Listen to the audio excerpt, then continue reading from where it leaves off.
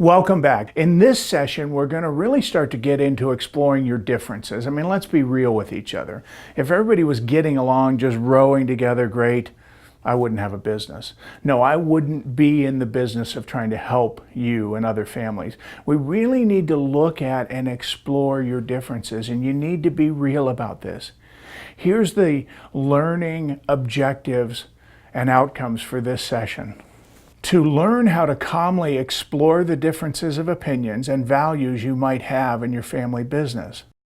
To build the capacity of seeing each other's viewpoints as legitimate, even if they are not in alignment with your own personal views. And to understand that a high percentage of things are interpretive.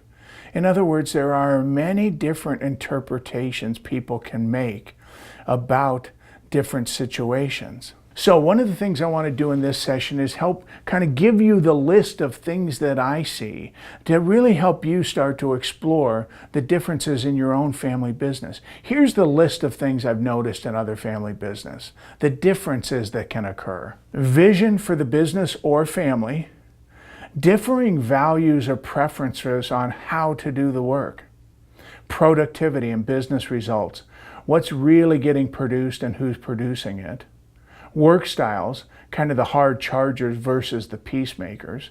Fairness, what's fair and not fair in the family business, and does fairness even matter? And then role clarity, who's doing what and are they in the right position? Let's go through each of those one at a time. Vision for the family or the business, like again, when dad and mom started, one vision, perfect. But as you get other people involved, you have different visions for where the business should go, what it should produce, how we should get there. You really need to know, what are our differences in that? Where are we the same and where are we different? Different values and preferences on how we get the work done. So I have another family I worked with recently where, truthfully, dad's a bit of a hard charger. He's a bit of a utilitarian. He's a bit of a tough guy.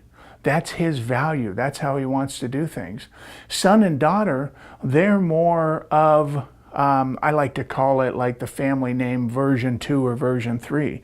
So version 2 or version 3 is more empathic. They care about people. They care about the culture they're creating. So dad's thinking, who gives a you-know-what about culture? We just need to get the stuff done, make money. But the next generation's really thinking about, and for us, our values are creating a work environment, investing in our people, investing in our facilities. So there's value differences about how the work can get done. And so again, neither one of those values need to be right or wrong, but we need to look at those differences and deal with them. One of the other areas of difference, which is one of my favorites, is productivity.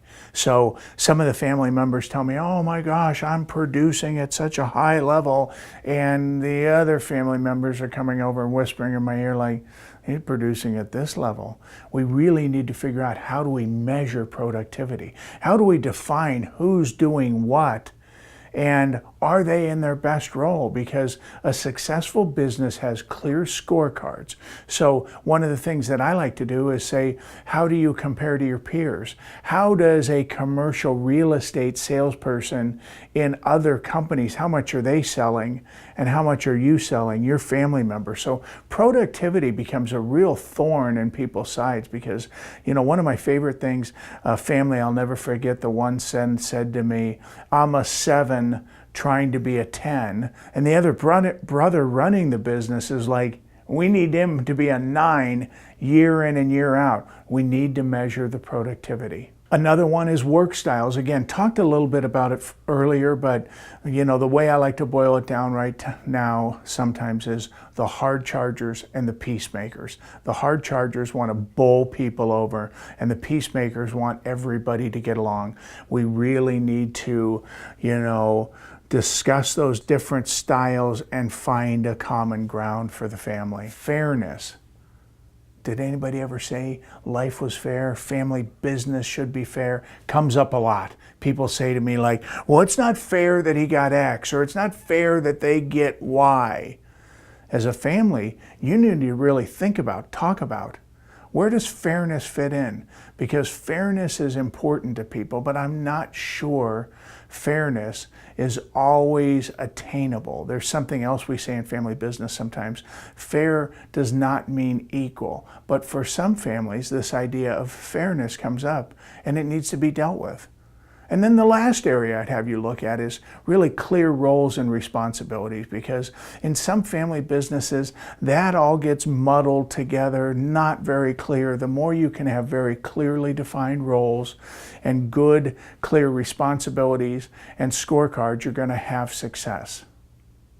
So we've discussed a bunch of common areas that are sources of problems for families. And now I've got a few reflection questions for you. When you contemplate the differences within your own family business, do they seem workable or unworkable in the long run? Which of the differences should you address first? And what's getting in the way of you addressing those differences? So here's a couple of challenges for you. First of all, identify what are the top differences in your family and send me an email and tell me what the differences are, and I'll give you some advice or experience about how families have addressed those particular differences. And then challenge number 2 is email me, tell me what you're going to do, by when you're going to do it, and that'll help me hold you accountable. Remember, an important part of this process, this learning, this developing, getting better, is to be held accountable. So I'll challenge you to send me an email, tell me what you're doing, and it'll help me hold you accountable. So let's play to your potential, and I'll see you in the next video session.